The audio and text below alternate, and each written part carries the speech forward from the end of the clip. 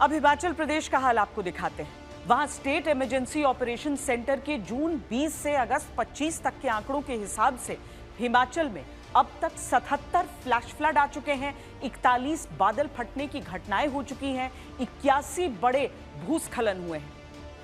इस मॉनसून में हिमाचल प्रदेश को 2394 करोड़ का नुकसान हो चुका है। पहली बार हुआ इतना ना होता था, लेकिन इतना रोड का नुकसान नहीं था होता है।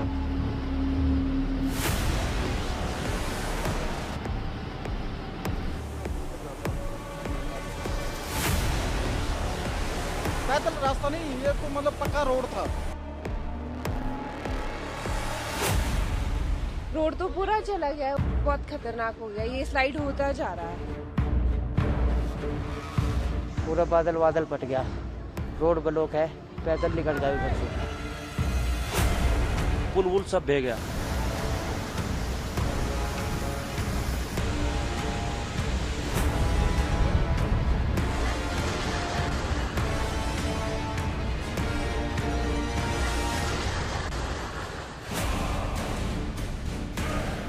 तेज बरसात, उफनती नदियां और टूटते पहाड़, ये हिमाचल प्रदेश है।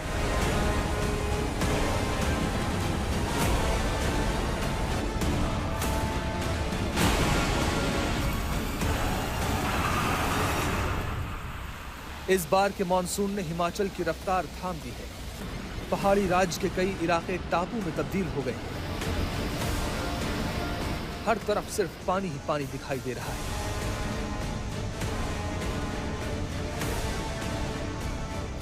ये तस्वीरें किसी फिल्म का सीन नहीं है, ये हकीकत है हिमाचल की, जहां आसमान से बरसी आफत ने हर सड़क, हर गली, हर गांव, हर शहर को अपनी चपेट में ले लिया है। ये हाईवे है, ये कुल्लू मनाली हाईवे, और इस तरफ मेरे पीछे आप देखें टोल प्लाजा। कहीं पहाड़ दरक रहे हैं तो कहीं पानी अपने सारे बांध तोड़ता चला आ रहा है।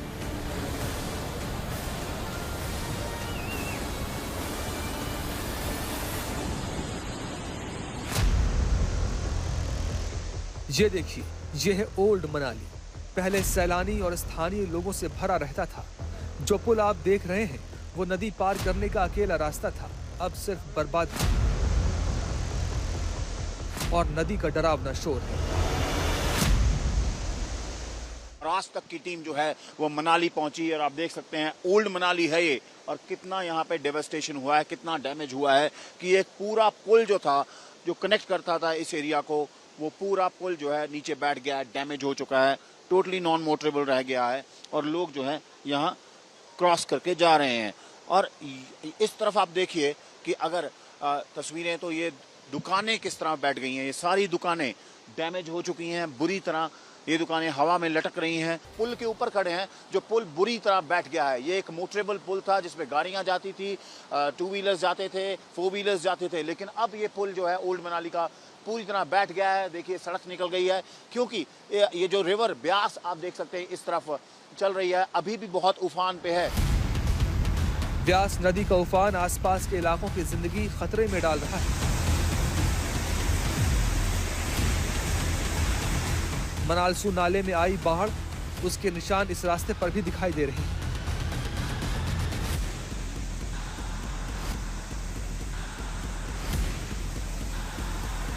सूबे की धड़कन कहे जाने वाले कुल्लू मनाली नेशनल हाईवे 3 पर अब व्यास नदी का कब्जा है। लगातार मूसलाधार बारिश ने इसे पूरी तरह तबाह कर दिया है। व्यास की उफनती लहरों ने कुल्लू में मकान जमींदोज कर दिए हैं, दुकानें गायब हो गई हैं और सैकड़ों फीट हाईवे बह गया है, जहां अब सिर्फ मलबा और बर्बादी है। ये नेशनल हाईवे 3 है, और जिस तरफ कैमरा है उस तरफ कुल्लू है, और हम मनाली में खड़े हैं, और ये पूरा नेशनल हाईवे ब्यास रिवर ने बुरी तरह तोड़ दिया है। लगभग 200 मीटर, 150 मीटर ये स्ट्रेच है, ये पूरा वॉश आउट हो गया है। इस वक्त फिर बारिश हो रही है और ड्रिजल है, और ये थ्रेटनिंग है हिमाचल प्रदेश के लिए, क्योंकि पहले ही बहुत नुकसान हो चुका है। हाईवेज हों, ब्रिजेस हों, कनेक्टिविटी सब टूट गई है। मनाली में कई जगह पे इंटरनेट नहीं चल रहा है, लेकिन इस बारिश का और इस फ्लड का और ब्यास का इतना इम्पैक्ट हुआ है कि आप देख सकते हैं हाईवे को तोड़कर ब्यास जो है पूरा हाईवे के रास्ते से उसने रास्ता बना लिया है। कैमरा पर्सन दिखाएंगे तो पूरा रोड जो है वो कट के रिवर में समा गया और ये नेशनल हाईवे पूरी तरह कट गया। सो ये इम्पैक्ट है इस एरिया में, क्योंकि मनाली में जितनी भी हिमाचल प्रदेश में बर्बादी हुई है, मनाली सबसे बैडली हिट हुआ है। चाहे वो आलू ग्राउंड हो, चाहे वो ओल्ड मनाली हो, चाहे अलग अलग जगहें हैं, तो सबसे ज़्यादा जो डिवास्टेशन है यहाँ हुई है। ये तस्वीरें हैं चंबा की। चंबा में आसमानी आफत ने ऐसा जल तांडव मचाया है कि हजारों श्रद्धालुओं की जान को खतरा हो गया है। इन तस्वीरों से बारिश के बाद हुई बर्बादी के खौफनाक निशान साफ नजर आते हैं। सबसे ज्यादा नुकसान मणि महेश यात्रा के श्रद्धालुओं को हुआ है। 3 दिन लगभग लगातार बारिश हुई, रावी उफान पर थी और काफ़ी सड़कों को नुकसान हुआ। अलग अलग क्षेत्रों में अलग अलग जगह नुकसान हुआ। मणिमहेश की यात्रा तो यूं ही स्थगित कर दी गई थी, परंतु जो लोग अलग अलग जगह पर फंसे थे, पिछले कल की जो रिपोर्ट थी वो डल में 19 लोग थे, जो कि आज हमें उम्मीद है कि वो वापस आ गए होंगे। 7 लोगों की मृत्यु हुई है, 8 इंजर्ड हैं और 9 मिसिंग हैं।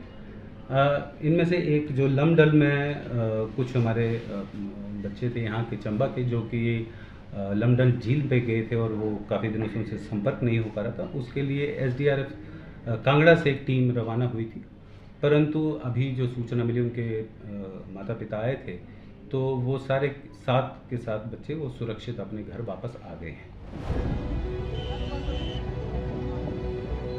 बादल फटने से आई जल प्रलय ने सब कुछ बहा लिया। आसपास के टेंट भी तबाह हो गए, लोगों की जान रस्सी के सहारे बचाई गई। मणि महेश के आसपास अभी भी कई लोग फंसे हैं, जो घंटों पैदल चलकर सुरक्षित जगहों की ओर जा रहे हैं। इस इलाके में कई लोग अपनी जान गंवा चुके हैं और लैंडस्लाइड की वजह से कई लापता हैं। अब ये तस्वीरें देखिए, ये कुल्लू है। कभी अपनी पहाड़ी खूबसूरती के लिए जाने जाने वाला शहर बाढ़ की चपेट में चला गया। कुल्लू में भी व्यास नदी का रौद्र रूप तबाही बनकर टूटा। नदी ने दर्जनों घर, दुकानों और सड़कों को अपनी चपेट में ले लिया। 2018 में हुआ है, 2023 में हुआ है, जब फ्लड आए थे। जो इस बार का जो ये हुआ है कटान, जो हमारे 600-700 सारे घर थे, किसी की दुकानें थी, वो सारी इसकी चपेट में आ गई। फिर अचानक ही जब पीछे बिजली का एक पोल था, जब वो टूटा तो उसने उसके साथ पेड़ों में लिपट गया पूरा, तो उसने सारा ही लपेट दिया। उसके बाद पानी ऐसे बढ़ा, जैसे 15 फुट से 40 फुट हो गया पानी एकदम सारा, पर दूसरी तरफ का पानी सारा डाइवर्ट हो गया। ये तस्वीरें कांगड़ा की हैं, जहां एक यूनिवर्सिटी के 437 छात्र और स्टाफ बाढ़ में फंस गए। पौंग डैम से भारी मात्रा में पानी छोड़े जाने के कारण फतेहपुर और इंदौरा गांव के कई इलाके डूब गए और यूनिवर्सिटी चारों तरफ से जलमग्न हो गई। डूबते छात्रों के लिए NDRF देवदूत बनकर आए। रात भर चले रेस्क्यू ऑपरेशन से हर जान को बचा लिया गया। ये तस्वीरें हैं हिमाचल के बनाला की। यहाँ मूसलाधार बारिश के बाद पहाड़ियों के साथ कहर भी टूटा। पहाड़ी से भारी मलबा धसककर हाईवे पर आ गिरा, जिससे दोनों ओर वाहनों की लंबी कतारें लग गईं। जानकार मानते हैं कि पहाड़ों पर हो रही अत्यधिक वर्षा का कारण पश्चिमी विक्षोभ है, जिस वजह से इस बार बारिश तबाही में तब्दील हो गई और जीवन अस्त-व्यस्त हो गया। हिमाचल प्रदेश में भारी बारिश से 25 अगस्त 2025 तक 795 सड़कें, 956 बिजली के ट्रांसफार्मर और 517 जल आपूर्ति योजनाएं प्रभावित हुई हैं। सबसे ज्यादा सड़कें मंडी, चंबा और कुल्लू जिलों में बंद हैं। अब तक वर्षा जनित घटनाओं में 156 लोगों की मौत और 38 के लापता होने की पुष्टि हुई है। राज्य में सामान्य से 22% अधिक वर्षा दर्ज की गई है, जबकि अगस्त में ये आंकड़ा 44% अधिक है।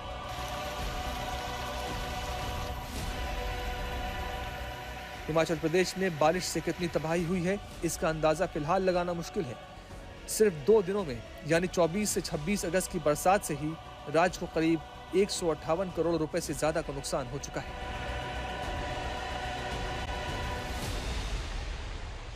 पिछले कुछ वर्षों के मुकाबले देखिए तो इस साल बाढ़ बारिश से ज्यादा तबाही आपको नजर आएगी। हर पहाड़ी राज्य में फ्लैश फ्लड्स, भूस्खलन की खबरें सामने आती रहती हैं। लगभग सभी मैदानी इलाकों में बाढ़ और भारी जल जमाव। सभी लोगों से निवेदन है, पानी काफी बढ़ रहा है, गंगा मैया उफान पे है।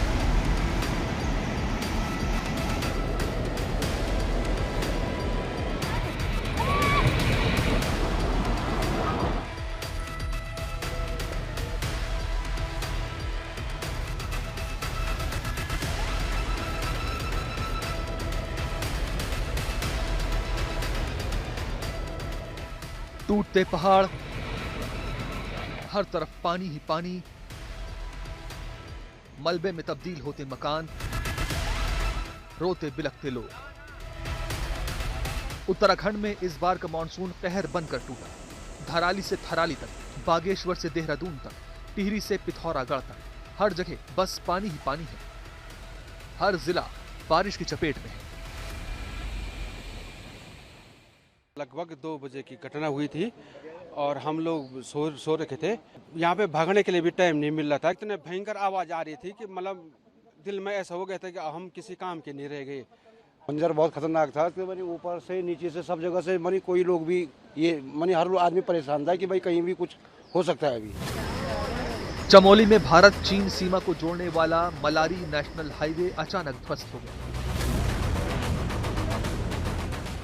बादल फटने से पानी ने ऐसा विकराल रूप लिया कि पलक झपकते ही खड़े खड़े मकान पानी में समा गए। तबाही का मंजर दिल दहला देने वाला था।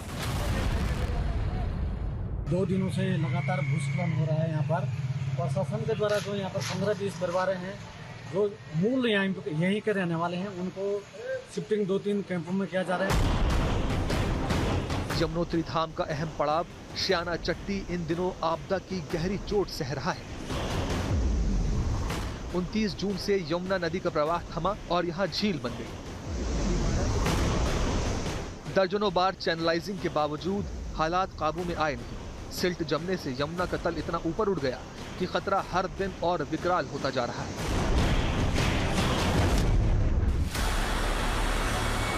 लगातार बारिश ने हालात भयानक बना दिए हैं। यमुनोत्री धाम को जोड़ने वाला इकलौता पुल खतरे के साए में है। यमुना का उफनता पानी पुल के दोनों किनारों से टकरा रहा है। कभी भी ये पुल धराशायी होकर धाम का संपर्क पूरी तरह तोड़ सकता है। इलाके के कई मकान अभी भी जलमग्न हैं। ये बागेश्वर है, यहां भी बारिश ने आफत मचा रखी है। बादल फटने से पहले सब कुछ जलमग्न हुआ और अब मलबा मकानों में घर कर चुका है, जिसके कारण लोगों को परेशानी हो रही है। जो गांव की तरफ आने वाली रोड थी वो भी बहुत डैमेज हुई है और 5 छोटे बड़े पुल थे वो भी बहुत डैमेज हुआ है। तो अभी लगातार इसमें PWD की टीम भी लगी हुई है। NDRF और SDRF की टीम भी यहाँ पर उपस्थित हैं। जिला प्रशासन की पूरी टीमें यहाँ पर उपस्थित हैं। तो सभी लोग इसमें लगे हुए हैं। हेल्थ विभाग से भी एम्बुलेंस और सारी टीम्स यहाँ पर बुला ली गई थी, तो वो भी अभी यहाँ पर है, मौके पर है। माननीय विधायक जी भी हम लोग के साथ ही हैं। और जो इस वैली के अन्य गाँव में भी क्षति हुई है तो उसका भी हम लोग आकलन करा रहे हैं और तत्काल हम आज ही आर्थिक सहायता भी सभी को वितरित कराएंगे। आपदा ने इंसानों के साथ पशुओं को भी नहीं बख्शा। खेत बर्बाद हो गए, सड़कें टूट गईं, 5 छोटी पुलियां बह गईं, संपर्क मार्ग खंडहर में बदल गए। बागेश्वर में बादल फटा, हालात देखने विधायक पहुंचे। नदी पार करने में खुद हालात के शिकार हो गए।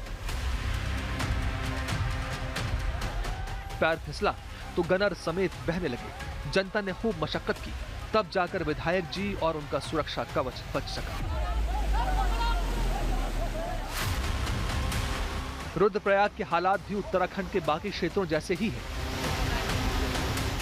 बारिश ने जनजीवन अस्त व्यस्त कर दिया है। आने जाने का कोई रास्ता नहीं बचा है। बसु केदार क्षेत्र में बादल फटने से ग्रामीण दहशत में जी रहे हैं।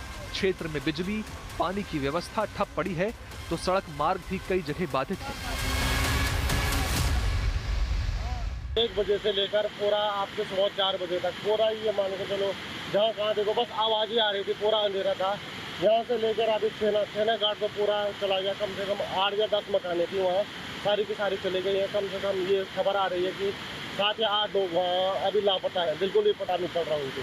आपका तो बहुत भयंकर है सर पूरे, क्योंकि हमारे पूरे गांव जो है उनकी जो मेन कनेक्टिविटी थी जो एक ही मार्ग है और ये पूरा बंद हो चुका है यहाँ से भी और उस साइड से भी जो तालजमड़ साइड है वहाँ भी पूरा वॉश आउट हो चुका है। और जो हमारा गांव यहाँ पे नज़दीकी में है पार्टियों, उसके पीछे से 3 लैंडस्लाइडें हुई है जहाँ ज़मीन में बहुत बड़ी बड़ी दरारें पड़ चुकी हैं। रुद्रप्रयाग और कुंभ गांव से एसडीआरएफ लगातार लोगों को सुरक्षित जगह पर पहुंचा रहा है। हरिद्वार में गंगा उफान पर है। शहर की गलियां, तालाब और घर टापू में तब्दील हो चुके हैं। 3-4 फीट पानी में लोग तैर रहे हैं, पर प्रशासन अब भी कागज की नाव चला रहा है। हर साल घर बहते हैं, सड़कें डूबती हैं और हर साल प्रशासन नए इंतजाम का आश्वासन बहा देता है।